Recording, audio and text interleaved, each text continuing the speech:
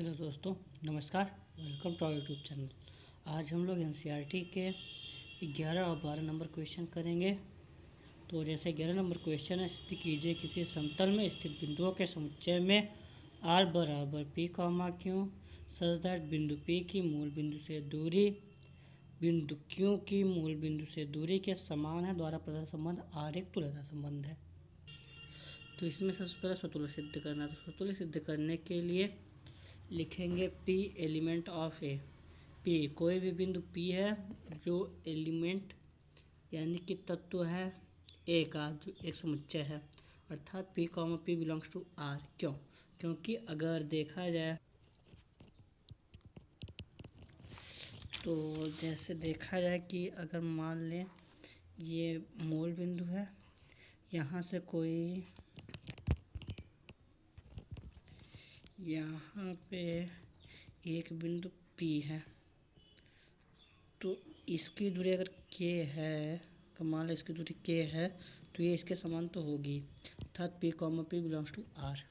अतः यह एक तुल्यता संबंध है। समित चेक करना है, तो समित चेक करने के लिए P की दूरी बराबर Q की दूरी। तो इसको ऐसा भी कहा जा सकता है Q की दूरी बराबर P की दूरी, अर्थात Q कॉमा P भी बिलोंग्स टू R है, P कॉमा Q भी बिलोंग्स टू R है। अतः यह सम्मित है। संक्रामक चेक करना है। संक्रामक चेक करने के लिए सबसे पहले देखते हैं P की दूरी बराबर है Q की दूरी के, और Q comma R belongs to R होना चाहिए, तो यानी कि Q की दूरी R की दूरी के बराबर है। तो P की दूरी भी R की दूरी के बराबर होगा। क्यों? क्योंकि अगर मान लो P की दूरी K है तो Q की दूरी भी K होगी। Q की दूरी K है तो R की भी दूरी K होगी, तो P और R की दूरी भी K होगी।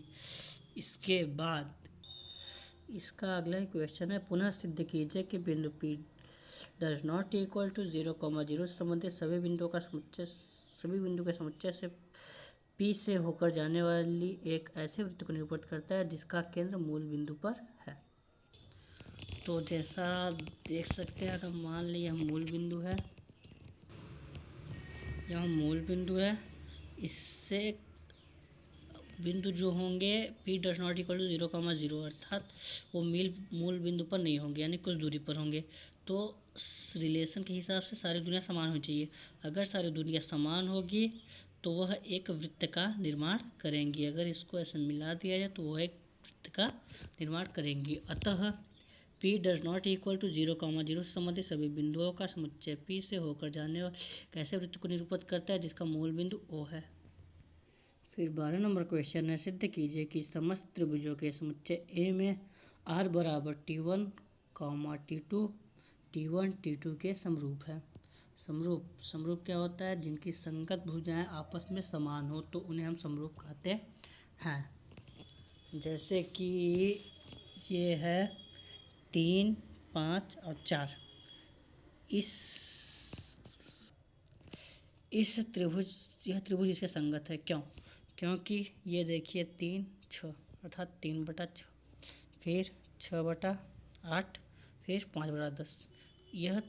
ये तीनों आपस में, इनका अनुपात आपस में बराबर है, यह समानुपाती हैं, अतः यह समरूप है। अतः ये पहला त्रिभुज दूसरे त्रिभुज से समरूप है। तो अब इसका तुल्यता संबंध सिद्ध करना है। तो इसमें स्वतुल्य चेक करने के लिए सबसे पहले अगर मान लें कि एक त्रिभुज 3, 4, 5 का है, तो इसके ही समरूप एक त्रिभुज और बना दिया जाए। तो ऐसे T1 कर दे, इसे T1 कर दे, T1, T1, अर्थात T1, T1 भी बिलोंग्स टू R है। T1 एलिमेंट है A का त्रिभुज है, तो यह दोनों भी आपस में समरूप है क्योंकि इनका अनुपात 1:1:1 आएगा, अतः यह स्वतुल्य है। अब समित चेक करना है। तो समित चेक करने के लिए सबसे पहले T1 और T2 लेते हैं। T1 अगर 3, 4, 5 लेते हैं, T2 लेते हैं 6, 8, 10। तो अगर मान लें T1 T2 का समरूप है तो ऐसा भी कहा जा सकता है T2 T1 का समरूप है। फिर इसी प्रकार से संक्रामक देखते हैं। संक्रामक में सबसे पहले T1 T2 के समरूप है, T1 T2 के समरूप है, और T2 जो है वो T3 के समरूप है, तो T1 भी T3 के समरूप होगा। अतः यह स्वतुल्य समित संक्रामक तीनों है, अतः तुल्यता संबंध है। फिर इसका क्वेश्चन दिया है, भुजाओं 3, 4, 5 वाले समकोण त्रिभुज T1, भुजाओं 5, 12, 13 वाले समकोण त्रिभुज T2 तथा भुजाओं 6, 8, 10 वाले समकोण त्रिभुज T3 पर विचार किए। T1, T2, T3 में से कौन सा त्रिभुज परस्पर संबंधित है? तो जैसा कहा कि समरूप वो समरूप किसे कहते हैं? समरूप होते हैं जिनकी भुजाओं का संगत अनुपात बराबर हो। तो अगर T1 का T2 से कराया जाए तो 3, 5 और 4, 4/12 और 5/13, जो कि आपस में इनका अनुपात आपस में बराबर नहीं होगा, अतः यह समरूप नहीं होंगे। T1 का T3 से किया जाए तो 3/6, 4/8, 5/10, अर्थात 1/2, 1/2, जो कि हम पहले ही बता चुके हैं। अतः T1 T3 से संबंधित है। Thanks for watching.